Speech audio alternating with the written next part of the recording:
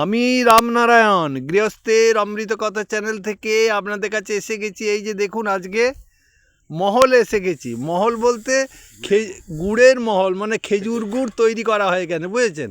এই খেজুর গাছ থেকে মানে এই শীতকালে আপনার ওই রস বের করা হয়।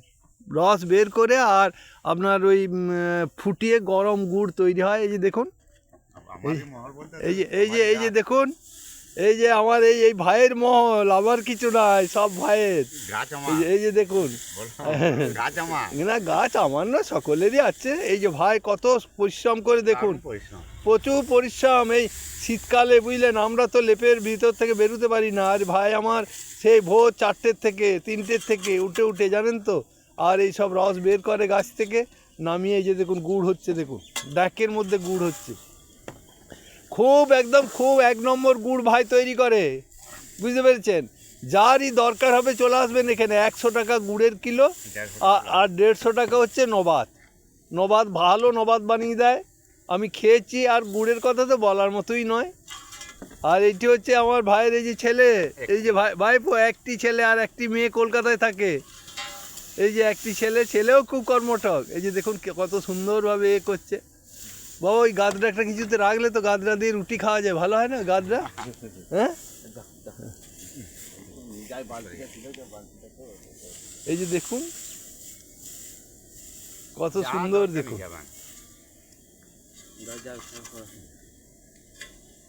কত সুন্দর, দেখুন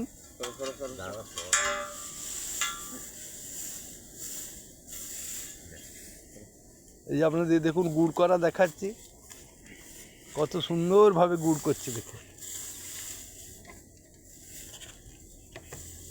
একদম দেখুন টাটকা গুড় বানানো হচ্ছে। এটি বলে ড্যাক বলে, বুঝতে পেরেছেন? এই ড্যাকে করে গরম গুড় তৈরি হবে।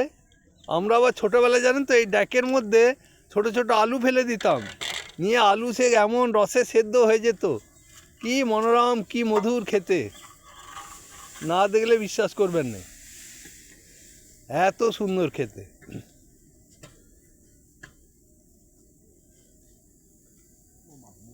এই যে দেখুন, কালকে আবার ষাঁড়টা চলে আসে না, এখানে উল্টে দিচ্ছিল ধরে, ওই গরুটা খুব জ্বালাচ্ছে আমার। এই যে দেখুন কত সুন্দর গুড় হচ্ছে, দেখুন এই দেখুন কত সুন্দরভাবে গুড় তৈরি করা হচ্ছে। আর এই যে উনুনে জাল দেওয়া হচ্ছে পোয়াল দিয়ে, যে পোয়ালের পাহাড়।